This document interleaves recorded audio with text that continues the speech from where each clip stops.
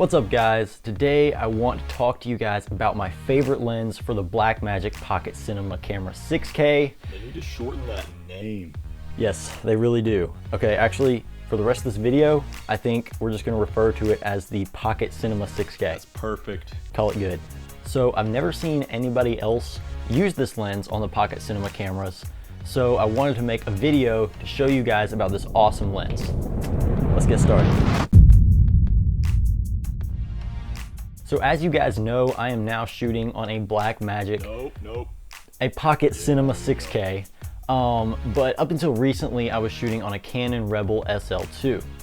Now, in order to tell you why this lens is my favorite lens for the Pocket 6K, I need to tell you first why it was my favorite lens for the Canon SL2. The main reason I loved this lens for the SL2 is that the focal range was the perfect focal range for the APS-C sensor that the Canon SL2 has.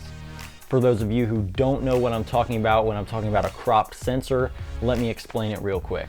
In the camera world, there are crop sensor cameras and there are full frame cameras. Now, crop sensor cameras have smaller sensors, so they're not capturing all the edges of your image. It's a smaller sensor, so there's gonna be a crop factor that comes along with a smaller sensor.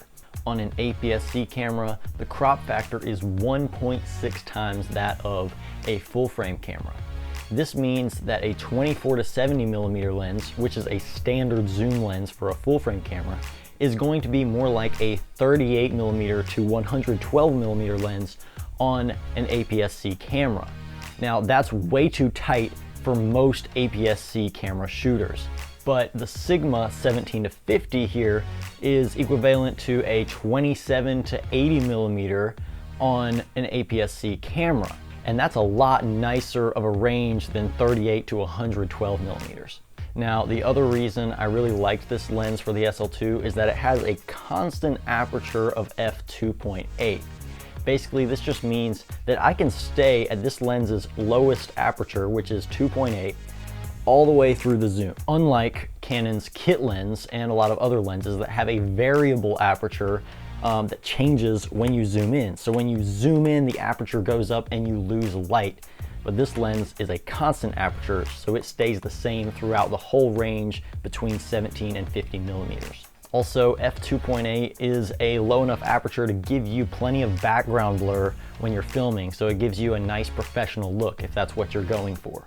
The only thing I absolutely hated about this lens was the autofocus. Now the autofocus worked great, but when it was autofocusing, it was also physically moving this focus ring. Now, most photography lenses like this 70 to 200 have a focus ring that isn't really attached to the internal autofocus. So I can use this to manually rack focus, but it also spins infinitely even after it's hit the end of the focus range. So obviously having a focus ring that's manually moving and making a lot of noise is a huge downside to this lens, or at least I thought it was. Now let's fast forward to me getting the Pocket Cinema 6K. Oh my word.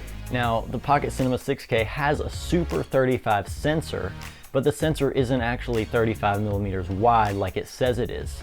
The sensor is actually almost identical to the size of an APS-C sensor, and it has a crop factor of 1.5. So a 17 to 50 on the Pocket 6K is actually more like a 26 to 75. And that is the perfect focal range for all around shooting. It's wide enough for wide shots, it's tight enough to film people's faces without it distorting them. It's just a very nice, versatile focal range. And once again, on this camera, using the Sigma 17 to 50, you still have that awesome f2.8 constant aperture. So that's awesome too.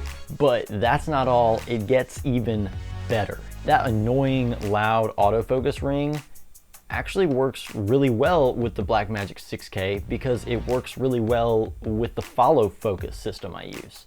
You see, follow focus systems are designed to be used with cinema lenses. Aren't those the things we can't afford? I probably could if I fired you, so keep your mouth shut.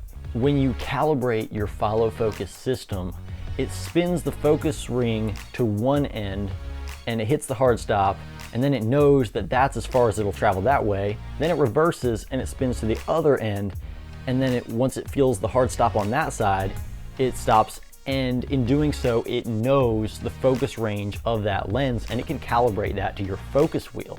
And this is incredibly easy to do. All you have to do is hit the calibrate button and then sit back and let it do the rest. It'll automatically calibrate, and then you'll be able to use your follow focus system. Like I mentioned earlier though, most photo lenses have focus rings that are infinite.